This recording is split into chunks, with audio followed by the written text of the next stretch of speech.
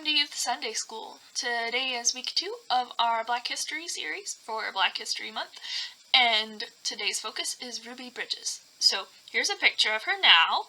If you don't recognize her in this picture, maybe you'll recognize her in this picture when she was 6 and made history. So learning some about Ruby Bridges, she was born in 1954 in Tylertown, Mississippi, and she's still alive today. She's honestly not that old. She's about the same age as my parents. So that puts things in perspective. Her family moved to New Orleans, Louisiana when she was 2 to find better work and life opportunities. The year that she was born, 1954, was also the year of the landmark Brown v. Board of Education Supreme Court case that deemed segregation in schools unconstitutional. So if you don't know what segregation is, in the United States, in our history, segregation meant keeping black and white people separate. It happened across all levels of society, not just schools, but schools were a particular sensitive issue because with segregation, there were white schools and there were black schools, and black schools were often underfunded and overcrowded and provided students far fewer opportunities than students at white schools got. And so it was just perpetuating this systemic problem that kept black people having a lower quality of life and fewer opportunities. And so the opposite of segregation is integration, which means letting black and white students attend the same schools. A lot of states, even after Brown v. Board of Education in 1954, continued to resist this federal change, and in fact, it took Louisiana 6 years until 1960 and a federal court order before schools in the state stopped being segregated. They basically had to be forced to integrate after dragging their feet on it for 6 years. And so in 1960, Ruby Bridges was one of a handful of black students that began attending a school that had formerly been all white. Ruby Bridges in particular went to William Frantz Elementary, which was a couple blocks from her family's home, and she was the only one who went there, so she was the only black student that first year. She and her mother had to be escorted every day to school by federal marshals, 4 of them, that stood around them and walked them to school every day in order to stay safe on the way to school, because on the way to school, for months, a bunch of white people would gather on her route to school on either side of her and scream at her, yell at her and her mother, call them slurs, just basically trying to terrorize them and keep them from going to school and scare them away. Pretty ugly behavior. So while Ruby Bridges was in school at William Frantz Elementary, there were 2 people in particular that helped her a lot. One was Barbara Henry, her teacher. Barbara Henry was the only teacher that was willing to teach her at the elementary school. And because of a lot of the parents and their resistance to integration, Ruby Bridges and Barbara Henry, her teacher, were in a classroom by themselves. She had 1 teacher, and Barbara Henry had 1 student. So even though the school was technically integrated, they were still trying to push segregation by keeping Ruby Bridges all alone in the classroom.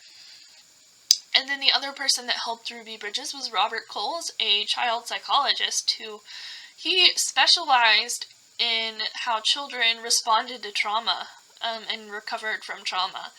And that makes sense because being screamed at every morning and dehumanized on your way to school would be traumatizing, and you would need help for that.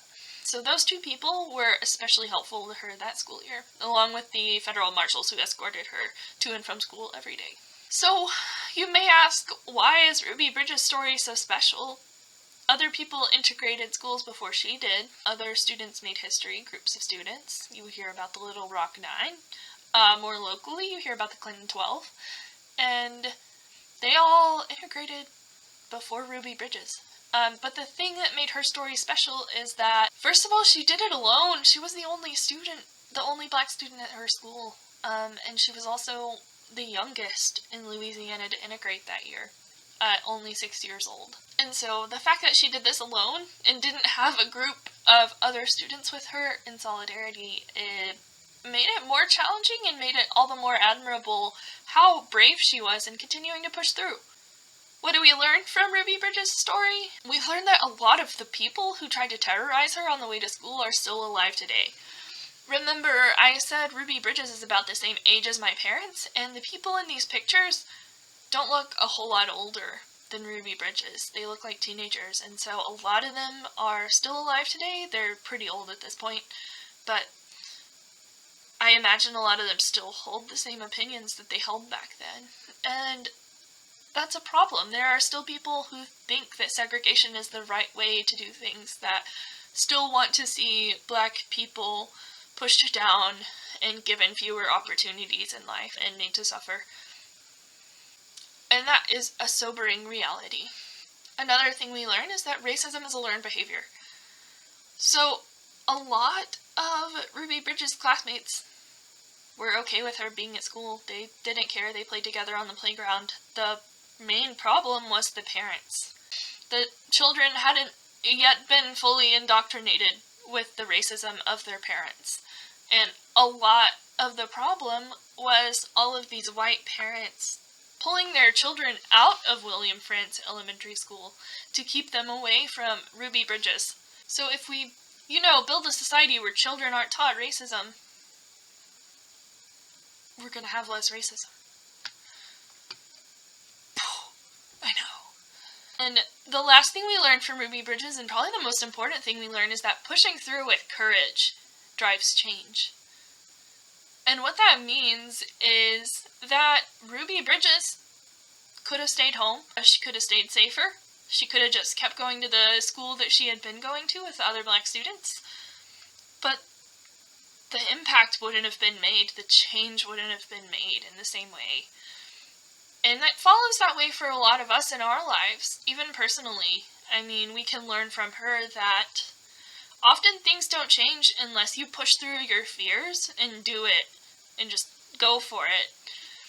We learn that in society, when we want to see change, it is scary because there are a lot of people standing on the sidelines screaming at you and trying to make you scared. And you have to push through that. And you have to push through the people who get in the way in order to make things better. So I'm going to leave you with a quote from Ruby Bridges. She says, "Don't follow the path, go where there is no path, and begin the trail. When you start a new trail equipped with courage, strength, and conviction, the only thing that can stop you is you." I imagine that Ruby Bridges, on her way to school with her mom, surrounded by federal marshals keeping them safe, I imagine that Jesus was walking right there with them because Jesus always sided with people who were screamed at and put down in society. He always spent time with the people who were often judged harshly and given a hard time. And so I imagine that Jesus was walking with them. So I want to share with you these words from Isaiah, actually, from God to God's people. "Do not fear, for I have redeemed you. I have called you by name, you are mine. When you pass through the waters, I will be with you, and through the rivers, they shall not overwhelm you. When you walk through fire, you shall not be burned, and the flame shall not consume you." When you are facing something scary, either in your own personal life, or if you're trying to make things better in the world, and it's scary, just keep those words from God in your heart. I have called you by name. You are mine. I think that Ruby Bridges and her story exemplifies courage in a very real way for us. I think that she is a perfect example of what it means to be brave and to push through and to make change and to make things better.